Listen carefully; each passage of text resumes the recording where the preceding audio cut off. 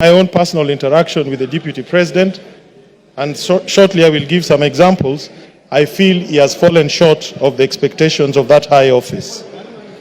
I first came across Mr. Gachagua in the late 80s when we were at the university.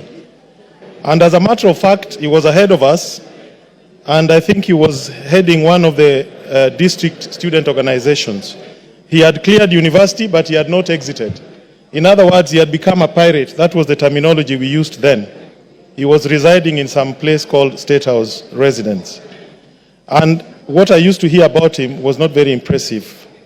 But nonetheless, on October 7th, 2023, which was exactly 1 year ago, in some place called Murngia, Alego, at the homestead of the late General Francis Omondi Ogola, together with Mheshimiwa Elisha here, Mheshimiwa Nyamita, Honorable Jalango, I've seen him somewhere, and His Excellency the President, we did meet with the Deputy President.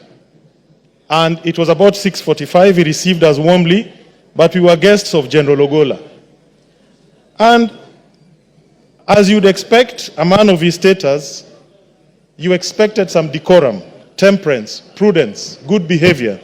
But unfortunately, some of these attributes were not present in his conduct.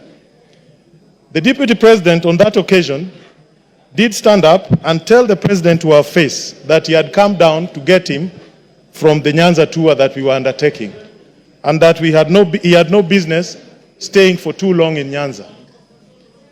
I looked at him and I wondered what was the problem with his compos mentis. In other words, was he of sound mind?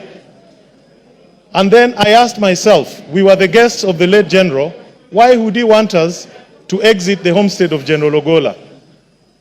And it bothered me very much, because clearly that was what you and I, as lawyers, we call animus nocendi, intention to harm.